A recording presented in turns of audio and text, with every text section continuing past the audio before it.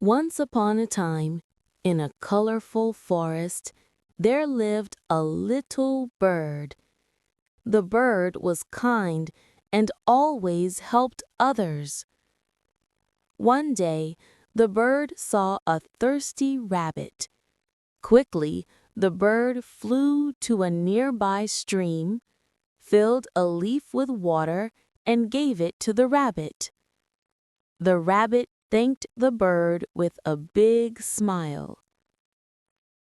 Later, the bird saw a butterfly stuck in a spider's web. The bird carefully freed the butterfly, and it flew happily into the sky. Everyone in the forest loved the little bird because of its kindness.